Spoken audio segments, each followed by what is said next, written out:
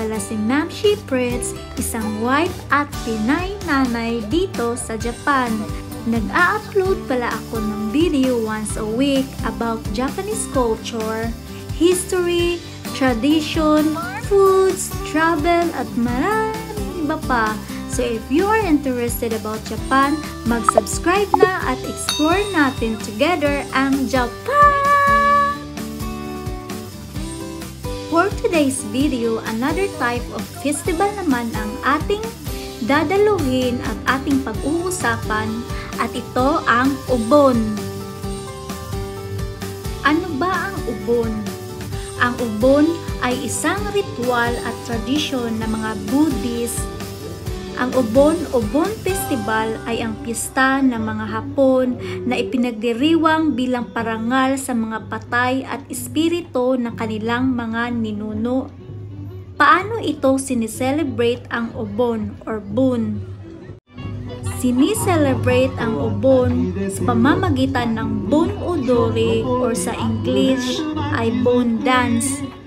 Ang Bon Dance ay isang folk dance for greeting the spirit of ancestors. People line up in a circle at dance around a high wooden stage na tinatawag na Yagura in Japanese. Ang Bon Odori or Bon Dance, ito ay pagtanggap sa kanilang tahanan ng mga espiritu ng kanilang mga ninuno ng may mabuti at simpleng kasiyahan. Ang ibig sabihin ng tag-init sa Japan ay Bon Odori. May mga sayaw na ginaganap upang ipagdiwang ang panahon ng Ubon na tinatanggap ang mga espiritu ng mga ninuno pabalik para sa isang maikling pagbisita. Kung sa Pilipinas, para siyang araw ng mga patay, nag-o-offer din sila ng mga bulaklak at pagkain sa altar, gaya sa atin dyan sa Pinas. Kung hindi ako nagkakamali, malamang ito yung theme song ng Tsurumi Ryokuchi.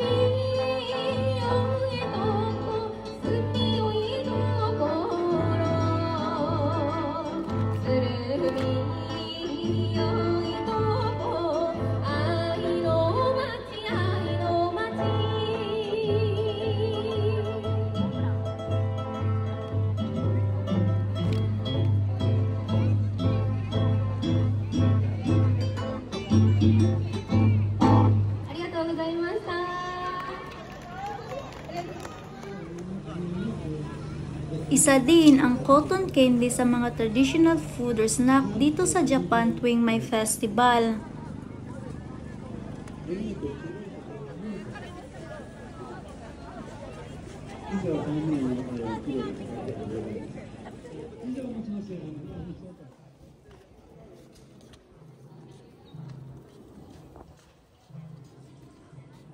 Sa nakaraang video ko ay about sa Shrine Festival at ngayon naman festival sa mga Buddhist. Ano ba ang pinagkaiba ng dalawa? Ang pagkakaiba ng piyesta sa Shrine at piyesta sa Buddhist, ang piyesta sa Shrine ay dinidedicate ito sa kanilang Panginoon sa Shinto Shrine, while ang Buddhist naman is dinidedicate nila ito sa mga napayapa nilang kamag-anak na nawala na sa kanilang buhay. Kung may Obon sa Japan, meron naman tayo sa Pinas na tinatawag na All Souls Day. Pareho itong ginugunita at inaalala ang mga kapamilya nating nawala na.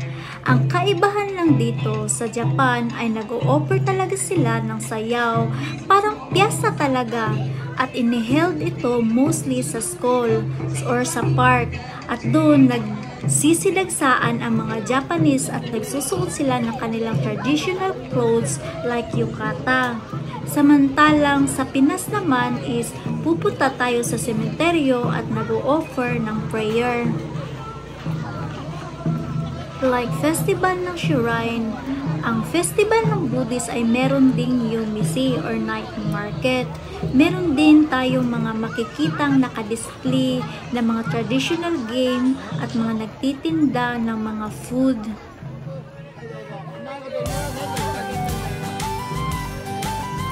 Isa din ito sa mga traditional game at ang larong ito ay tinatawag na Yuyu Tsure, na ang ibig sabihin sa English ay fishing yoyo. Isa itong lobo na may tubig sa loob. Madalas natin itong nilalaro sa Pinas, tapos ihahagis-hagis natin ito at dapat natin itong saluin dahil kung hindi, puputok ito. Minsan din ginagamit ito pang labo-labo.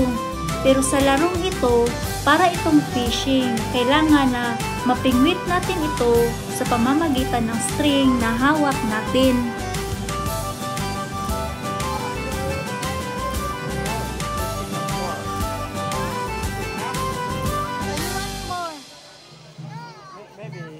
Maybe she can get one. Yeah, get one more.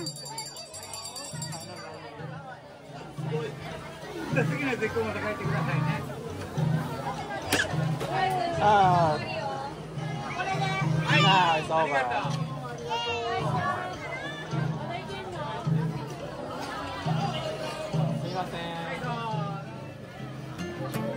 Isa din ito sa mga traditional foods sa Japan at ang tawag dito ay kakigori shaved ice. Mahahalin tulad ko siya sa ice snowcone sa Pinas. Yung shaved ice na may iba't ibang flavor na syrup.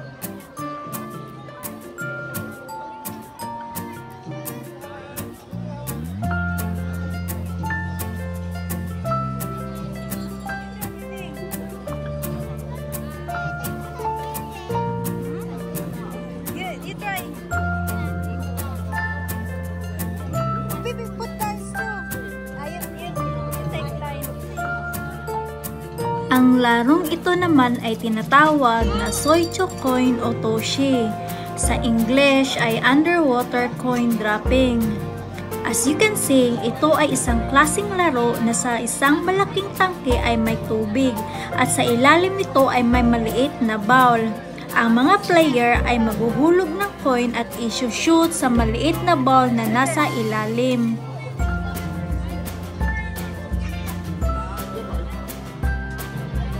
You take line.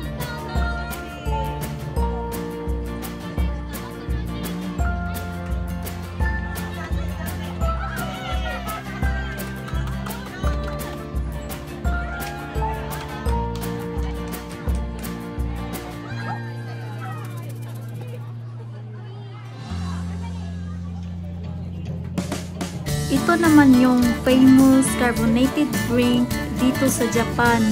At may iba't ibang flavor ito. Anong espesyal sa drinks na to?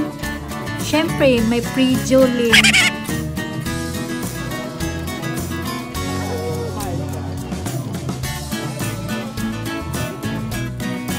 Ipupush mo yung takip na yan at yung Jolene ay manghulog na sa baba.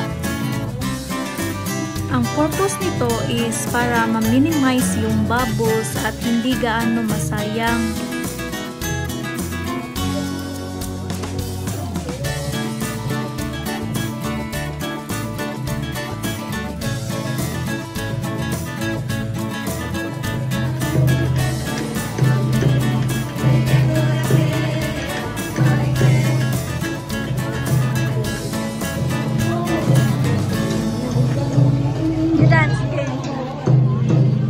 Sino bang hindi mapapasayaw sa music nila? Kahit nga ako, gusto ko nang sumayaw.